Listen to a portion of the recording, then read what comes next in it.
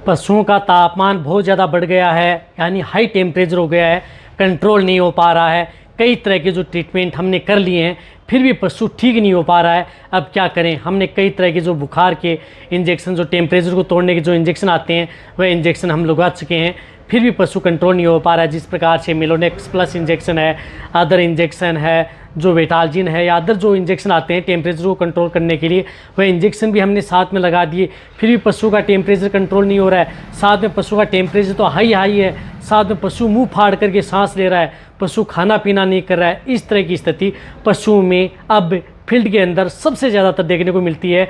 जो कि क्या होता है कि जो बाहरी जो टेम्परेचर इतना बढ़ा हुआ है उसकी वजह से पशुओं पर सबसे ज़्यादा इफेक्ट देखने को मिल रहा है। वैसे ज़्यादातर जो विदेशी नस्ल की गायें हैं या ज़्यादा दूध देने वाली जो गायें हैं उन पर तो सबसे ज़्यादा प्रभाव इस वेदर का पड़ रहा है। साथ में कई जिस तरह के भैंस हैं या छोटे कटिया हिपर हैं उन पर भी इस तरह की दिक्कतें देखने को मिल रही हैं। तो आपका किसी भी तरह का पशु हो, यदि इस तरह की दिक्कतें हैं, टेम्परेचर बहुत ज़्यादा हाई है, स्थिति बहुत ज़्यादा ख़राब हो चुकी है, तो उस स्थिति में आपको क्या करना चाहिए, क्या देना चाहिए, आज की वीडियो के अंदर मैं पूरी डिटेल से बताऊंगा। वीडियो पूरी डिटेल से बताई गई है, पूरा ट्रीटमेंट बताया गया है। तो चैनल पर नए आए तो पहले चैनल को सब्सक्राइब कर लें, साथ में बेल आइकन और ऑल वाला बटन दबाएं। आपको पता है कि चैनल पर सही, सटीक और साइंटिफिक मेथड से आपको जानकारी दी जाती है। तो वीडियो को आते ही लाइक और दोस्तों के साथ शेयर जरूर कर दिया करें।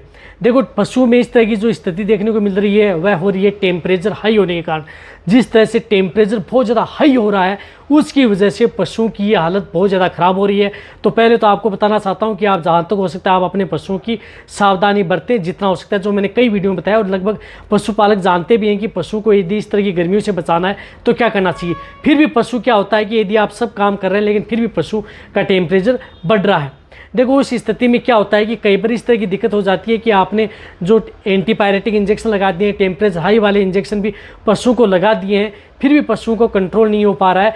तब ये देखना चाहिए कि पशु में कहीं ऐसा तो नहीं है कि ब्लड के अंदर कोई इन्फेक्शन हो चुका है। यदि पशु का टेम्परेचर टूट नहीं रहा है, टेम्परेचर उतर नहीं रहा है, तापमान बढ़ा हुआ है, जिस तरह से 105 डिग्री फ़ारेनहाइट 106 डिग्री फ़ारेनहाइट चला गया है, यदि आप जो टेम्परेचर तोड़ने के इंजेक्शन लगाते हैं तो 1 से 2 दिन टेम्परेचर 1 से 2 डिग्री फ़ारेनहाइट नीचे आ जाता है, लेकिन फिर तीसरे दिन वापस पहले जितना ही वापस हो जाता है। तब ये देखना चाहिए कि 100% तक आपके पशुओं में कोई ना कोई प्रोटोजोआ इन्फेक्शन ब्लड के अंदर हुआ है, ब्लड इन्फेक्शन आपके पशु में हुआ है। उसी की वजह से आपके पशु में जो ये टेम्परेचर है ये अनकंट्रोल हो रहा है, कंट्रोल नहीं हो रहा है।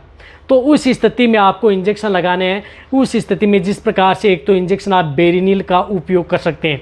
इस तरह में टेम्परेचर टूट नहीं रहा है, टेम्परेचर बढ़ा हुआ है 106 डिग्री फ़ारेनहाइट, हालत पशु की खराब है, तो उस स्थिति में फर्स्ट आप बेरिनिल इंजेक्शन लगाएं, RTU, जिसके अंदर साल्ट आता है, डायमिनिजिन एचूरेट साल्ट का इंजेक्शन आता है। ये इंजेक्शन आप उस पशु को जो 7% में आता है, इस इंजेक्शन का उपयोग कर सकते हैं यदि आपके पशु में अच्छा रिजल्ट लेना है तो।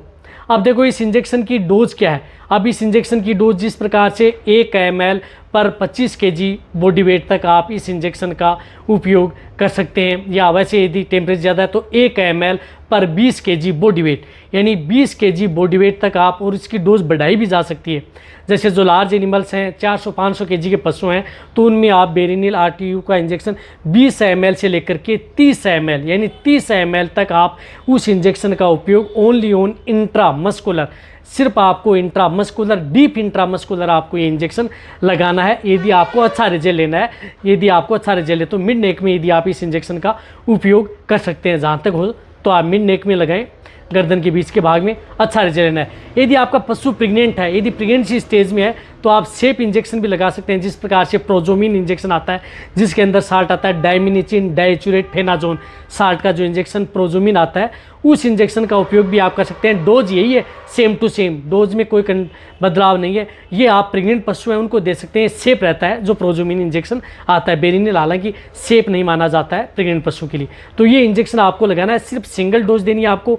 ये 72 घंटे तक आपके पशु में काम करता है, 48 से 72 घंटे तक। यदि बहुत ही क्रिटिकल स्टेज होती है तो 48 घंटे बाद में इंजेक्शन की रिपीट किया जाता है, अन्यथा 72 घंटे बाद में, या आपको 3 दिन बाद में इसको रिपीट करना है। ये एक तो ये इंजेक्शन उस स्थिति में लगाना है। साथ में उसके साथ आपको एक इंजेक्शन जिस प्रकार से एंटीबायोटिक के तौर पर ऑक्सीटेट्रासाइक्लिन इंजेक्शन का उपयोग कर सकते हैं। ऑक्सीटेट्रासाइक्लिन इंजेक्शन आता है, इसका उपयोग कर सकते हैं। प्रेग्नेंट है तो आप इस इंजेक्शन का उपयोग नहीं करना है, इस बात का आपको ध्यान में रखना है। इसके अलावा आप अदर एंटीबायोटिक इंजेक्शन आती है ब्रॉड स्पेक्ट्रम, उसका उपयोग कर सकते हैं। इसके साथ साथ आपको एक मल्टी विटामिन इंजेक्शन, जिस प्रकार से टेम्परेचर बढ़ा हुआ तो न्यूरोकाइन प्लस इंजेक्शन है, आप इस इंजेक्शन का उपयोग कर सकते हैं, जिसके अंदर मिकोबालामिन, पायरोडोक्सिन, हाइड्रोक्लोराइड, निकोटोरमाइन साल्ट का इंजेक्शन आता है। न्यूरोकाइन प्लस इंजेक्शन ये 10 ml से लेकर के 20 ml आप इंट्रामस्कुलर ये इंजेक्शन भी उस पशु को लगा सकते हैं ताकि पशु की कमजोरी दूर हो, तो आप ये इंजेक्शन भी लगा सकते हैं। साथ में CPM इंजेक्शन का भी आप प्रयोग कर सकते हैं। इस तरह की स्थिति में यदि आप जिस प्रकार से CPM क्लोरफेनिमाइलेट 10 ml से 15 ml इंट्रामस्कुलर, तो ये इंजेक्शन तो आपको लगाने ये इंजेक्शन लगाएंगे तो आप अपने पशुओं का टेम्परेचर वो आसानी से कंट्रोल कर सकते हैं। लेकिन अकेले इंजेक्शन ही आपके पशु में काम नहीं करेंगे। जैसे टेम्परेचर कंट्रोल होता है उस स्थिति में आप अपने पशुओं को कुछ इस तरह का लिक्विड आप अपने पशुओं को पिलाना है ताकि आपका पशु जल्दी रिकवरी ले, क्योंकि कई बार इस तरह की स्थिति में हीट स्ट्रेस भी होता है टेम्परेचर बढ़ने की वजह से, स्ट्रोक में भी चला जाता है। जैसे गर्मी और चल रही है तो उस स्थिति में तो आप एक इस तरह का लिक्विड का उपयोग कर लें, जिस तरह से केरस का आता है ORT LRG लिक्विड, आप इसका उपयोग करें, बहुत अच्छा रिजल्ट मिलेगा। इसके अंदर तो देखो क्या क्या मिला होता है। इसके अंदर इलेक्ट्रोलाइट्स होते हैं, जिसके अंदर कैल्शियम लेक्टेट है, कैल्शियम ग्लूकोनेट है, पोटेशियम क्लोराइड है, सोडियम क्लोराइड है, सोडियम सिट्रेट है, मैग्नीशियम सल्फेट है, सोडियम एसिड फास्फेट है, इसके अंदर मिले हुए हैं। साथ में डेक्सट्रोज विटामिन भी इसके अंदर मिली हुई होती हैं, और इसके अंदर अदर जो लैक्टिक एसिड्स अदर जो होते हैं सब के सब इसके अंदर मिले होते हैं, ताकि वो ORT LRG आप उपयोग करते हैं तो आपके पशु का स्ट्रेस दूर होता है और पशु जल्दी रिकवरी लेता है। तो आप ये साथ में पशु को पानी के साथ पिलाना है, यानी 200 ml आपको सुबह, 200 ml आपको शाम को, लगातार 2 दिन, यानी 200 ml 5 से 6 लीटर पानी लिया, उसके अंदर मिला दिया, पिला दिया, 200 ml आपने शाम को पिला दिया, 2 दिन दिया 200 ml, इस तरह से। फिर तीसरे दिन आपको 100 ml सुबह, 100 ml शाम, यानी 1 लीटर आपको 3 दिन में आपको ये ख़त्म करना है। तो ये आप अपने पशु को दे सकते हैं। साथ में आप अपने पशु को जिस प्रकार से आयरन टॉनिक आता है वो आप अपने पशु को दें, जिस तरह से सार्कोफेरोल आती है, ये भी पानी के साथ घोल करके दे सकते हैं, क्योंकि इसके अंदर आयरन टॉनिक होता है। बहुत अच्छा रिजल्ट मिलता है यदि आपका पशु में टेम्परेचर बढ़ा हुआ है। जब आप सपोर्ट थेरेपी के तौर पर देना चाहते हैं तो आप ये 40 ग्राम से लेकर के 50 ग्राम बड़े पशु में, छोटे पशु हैं तो उसकी डोज आप कम कर सकते हैं। तो ये भी पानी के साथ घोल करके आप अपने पशु को दे सकते हैं। ये भी आप इसकी ORT LRG है इसके साथ मिक्स करके, इन दोनों को घोल करके एक साथ पशुओं को पानी के साथ पिलाया जा सकता है। ये यदि आप सपोर्ट थेरेपी के दौर पर दे रहे हैं तो मैं 100% कह रहा हूँ कि आप अपने पशुओं को आसानी से गर्मियों में इससे कंट्रोल कर सकते हैं। सार्कोफेरोल व लंबे समय तक आप पानी के साथ घोल करके दें।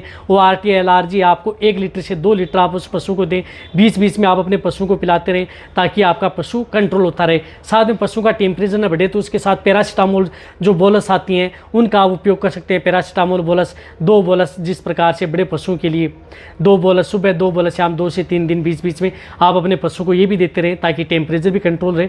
और साथ में आप अपने पशुओं को क्या घरेलू नुस्खा अपनाना चाहिए वह भी मेरे चैनल पर वीडियो बनी हुई है, वो भी आपको देना है। साथ में क्या सावधान रखनी चाहिए वह भी आप अपने पशु में कर सकते हैं। फिर यदि आपका पशु इन ट्रीटमेंट के बाद में कंट्रोल नहीं हो रहा था, 3 दिन बाद में आपको ये रिपीट करना है, नहीं था आपको एक ट्रीटमेंट से आपका पशु कंट्रोल हो जाता है। सपोर्ट थेरेपी के तौर पर जो दवा बताइए उसका आपको कंट्रोल करें।